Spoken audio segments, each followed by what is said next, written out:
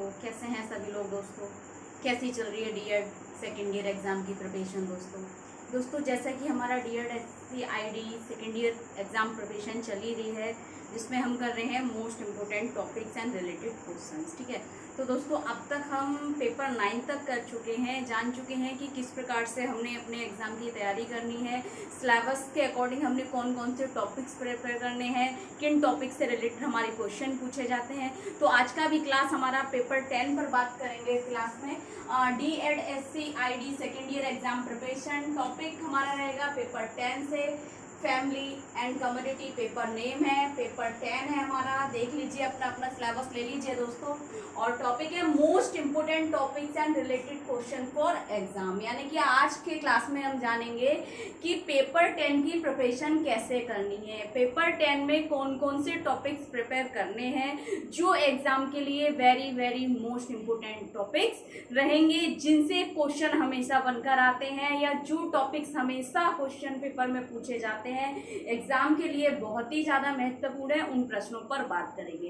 बात आती है कि टॉपिक से रिलेटेड क्वेश्चन कैसे। तो दोस्तों हम टॉपिक से रिलेटेड आपको कुछ क्वेश्चन लेकर आए हैं कि टॉपिक से रिलेटेड किस तरीके के क्वेश्चन पूछे जाते हैं, और हमेशा पूछे जाने वाले क्वेश्चन मैं आपको आज बताने वाली हूँ। तो आप लोग अपना सिलेबस खोल लीजिए, पेंसिल ले लीजिए, टिक मार्क कर लीजिए कि आपको कैसे बहुत ही कम समय में कैसे अपने एग्जाम की प्रिपरेशन करनी है। पेपर 10 के सिलेबस से कौन कौन से टॉपिक्स आपको प्रिपेयर करने हैं, कौन कौन से टॉपिक्स आपको पढ़ने हैं, कौन से हमारे एग्जाम पेपर पैटर्न के अकॉर्डिंग पार्ट ए के लिए मोस्ट इंपोर्टेंट है, कौन सा पार्ट बी के लिए मोस्ट इंपोर्टेंट है, पार्ट सी या डी की बात करें। तो आज की क्लास में हम पार्ट सी और डी से रिलेटेड क्वेश्चनों की बात करेंगे। ठीक है, चलिए स्टार्ट करते हैं। यूनिट फर्स्ट देखिए दोस्तों, पेपर 10 का यूनिट फर्स्ट में आपसे क्वेश्चन पूछा जाएगा, परिवार से आप क्या समझते हैं, परिवार के अर्थ को परिभाषित करते हुए विशेषताओं का विस्तार करें। एक चीज याद रखना दोस्तों, जहां विस्तार करें वहां पर आप समझ लेना लॉन्ग क्वेश्चन पूछा जा रहा है आपसे, क्योंकि विस्तार हमेशा लॉन्ग क्वेश्चन में पूछा जाता है, जो 10 नंबर में हमारा क्वेश्चन आता है। तो दोस्तों या विस्तार करें या व्याख्या करें, है ना, इस तरीके से आपको कोई भी शब्द दिखे, विस्तार करें, व्याख्या करें, ठीक है, या उसकी भूमिका समझाएं, तो कहीं ना कहीं आपको 250 शब्दों में उसका आंसर देना होगा। ठीक है, तो दोस्तों पेपर 10 का जो यूनिट 1.1 है 10 नंबर के लिए वेरी वेरी मोस्ट इंपोर्टेंट है। उससे रिलेटेड क्वेश्चन बनेगा, परिवार से आप क्या समझते हैं, परिवार का अर्थ या परिवार के अर्थ को परिभाषित करते हुए आप उनकी विशेषताओं का विस्तार करेंगे। ये टॉपिक मैंने आपको करा रखा है, प्लेलिस्ट में जाकर आप पेपर 10 खोल लीजिए, आपको हर एक टॉपिक आपको प्लेलिस्ट में मिल जाएगा। परेशान होने की जरूरत नहीं है, बस आप एक बार देख लीजिए आपको क्या क्या तैयार करना है। तो ये unit 1.1 very very most important 10 number, ठीक है ना। यूनिट 1.2 देखिए, परिवार को परिभाषित करते हुए परिवार के प्रकारों को लिखिए। ये टॉपिक आपको हो सकता है 10 में मिले या 5 में भी मिल सकता है। 5 में लिखेगा तो केवल आपको परिवार के प्रकार पूछेगा, ठीक है, और अगर 10 नंबर में पूछेगा तो विशेषताएं की जगह आपको प्रकार के बारे में पूछ लेगा, ठीक है ना। उसमें आपको प्रत्येक प्रकार के परिवार के जितने भी प्रकार होते हैं उन सभी प्रकारों की विशेषता बतानी होंगी, जैसे एकांकी परिवार, संयुक्त परिवार, ठीक है ना, विस्तृत परिवार। तो आपको एकांकी परिवार जब आप लिखेंगे तो एकांकी परिवार की विशेषताएं आप बताएंगे उसमें, ठीक है, संयुक्त परिवार की विशेषताएं बताएंगे, ठीक है, या विस्तृत परिवार की आप विशेषताएं बताएंगे, ठीक है। तो वहां पर आपने हर परिवार की अलग अलग बताएंगे, तो ये 10 नंबर में भी आ सकता है प्रकार वाला क्वेश्चन, विशेषताओं की जगह प्रकार पूछ देगा आपसे, ठीक है। और केवल अगर विशेषताएं पूछेगा अर्थ अपनी 5 नंबर में भी पूछ सकता है, विशेषताएं और प्रकार भी आपसे पूछ लेगा। 1.3 देखिए, विशेष आवश्यकता वाले बच्चों के परिवार पर विकलांगता का क्या प्रभाव पड़ता है, very very most important, 5 number में आना है ये क्वेश्चन। पार्ट सी के लिए मोस्ट इंपोर्टेंट है 5 नंबर, ठीक। यूनिट 2 को देखिए दोस्तों, 2.2 से परिवार हस्तक्षेप की विधियां एवं आवश्यकता। परिवार हस्तक्षेप क्यों आवश्यक है और उसकी कौन कौन सी विधियां हैं जिस मेथड से हम फैमिली इंटरवेंशन करेंगे।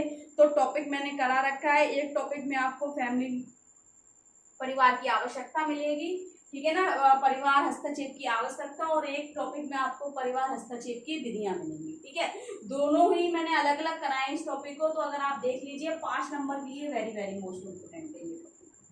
यूनिट 2 से केवल एक ही टॉपिक मुझे ऐसा लग रहा है जो आपको एग्जाम में पूछा जाएगा, ठीक है ना, जिसमें शॉर्ट और लॉन्ग क्वेश्चन बनेगा, यानी कि पार्ट सी और पार्ट डी के लिए। बाकी पार्ट ए के और पार्ट बी के लिए जो क्वेश्चन बनेंगे वो मैं आपको कराई दूंगी लास्ट में, है ना। यूनिट 3 पर आ जाइए दोस्तों। 3.3 देखिए, अभिभावक स्वयं सहायता समूह की भूमिका, यानी कि पेरेंट सेल्फ हेल्प ग्रुप की भूमिका क्या क्या है। तो आपको इसमें 5 नंबर में भूमिका पूछेगा, ये परिवार और स्वयं सहायता समूह की भूमिका, parents and self help group. ठीक है। 3.5 परिवार को सशक्त बनाना, यानी कि एम्पावरमेंट फैमिली। ठीक है, एम्पावरमेंट फैमिली। तो आपको इसमें क्या करना है, परिवार को किस तरीके से सशक्त बना सकते हैं, कैसे सशक्त बनाया जा सकता है और क्यों आवश्यक है, तो इसके बारे में आप बताएंगे। 5 नंबर के लिए वेरी वेरी मोस्ट इम्पोर्टेंट रहेगा। इसमें आप बताएंगे परिवार के बारे में थोड़ा सा लिखेंगे, उसके बाद सशक्तिकरण क्या है इसके बारे में बताएंगे, फिर ये क्यों आवश्यक है।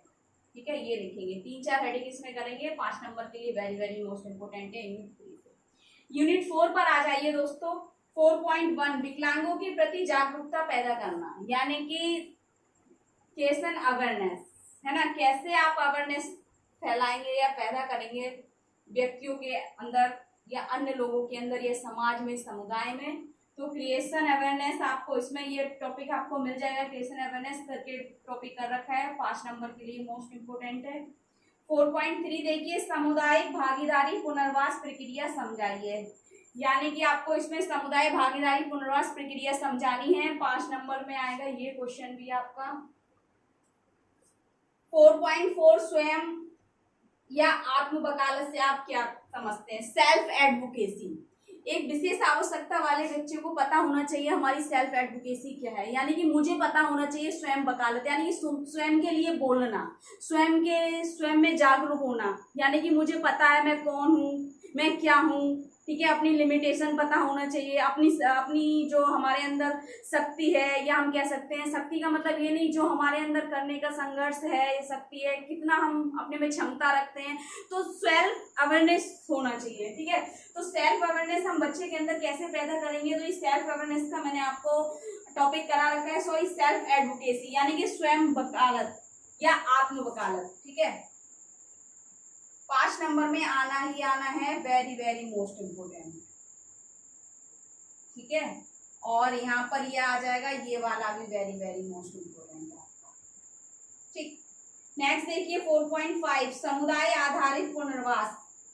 ये तो इसके 99% आपके चांसेस हैं, 5 नंबर में आता है और हमेशा पूछा गया है। कम्युनिटी बेस्ड रिहैबिलिटेशन, ठीक है, पूछा जाता है, और ये 5 नंबर 99% ये क्वेश्चन आपको आएगा 5 नंबर में। ठीक, यूनिट 5 देखिए दोस्तों। 5.1 ग्रामीण और शहरी जरूरतें कौन कौन सी हैं, गांव की और शहरी जरूरतें कौन कौन सी हैं, जहाँ पर जिन चीजों की, जिन स्रोतों की, संसाधनों की आवश्यकता है, आपको वो आवश्यकता इसमें बतानी है, जरूरतें बतानी है। तो 5 नंबर में मोस्ट इम्पोर्टेंट है, 99 चांसेस के भी हैं आने के। 5.3 मानसिक मंद बच्चों के लिए रियायतें और लाभ कौन कौन से हैं, विस्तार करें, 10 नंबर में मोस्ट इम्पोर्टेंट। देखिए 99% इस क्वेश्चन के 10 नंबर के, 99% इस क्वेश्चन के 10 नंबर के चांसेस आने के। ठीक है, और 5.5 मानसिक मंदता वाले बच्चों के लिए उपलब्ध विभिन्न योजनाएं और लाभ बताइए, 10 नंबर में ये। ठीक है, अब 10 नंबर में इसके तो अगर मैं बात करूं 100% चांस इसके और इसके आ गए 100%। ठीक है, और ये आ गया आपका 99% 10 नंबर में जो पूछा जाएगा। ठीक, यानी कि आपका जो सिलेबस में सबसे ज्यादा मोस्ट इम्पोर्टेंट यूनिट्स है मार्क्स लाने के लिए, यूनिट 5, ठीक है, very very most important, unit 1 और यूनिट 4। यूनिट 4 से बहुत सारे क्वेश्चंस बन रहे हैं, जिसमें क्या है पार्ट ए और पार्ट बी से रिलेटेड भी क्वेश्चन हमें यूनिट 4 से ज्यादा देखने को मिलेंगे और यूनिट फर्स्ट से देखने को मिलेंगे। तो ये कुछ 2-3 यूनिट्स जो है आपको, अब इस मतलब 5 यूनिट्स है हमारे सिलेबस में, ठीक है, 5 यूनिट्स के और सब पॉइंट्स भी 5-5 है, यानी कि 25 टॉपिक्स बनते हैं। अगर देखा जाए तो 25 यूनिट्स बनते हैं उसमें।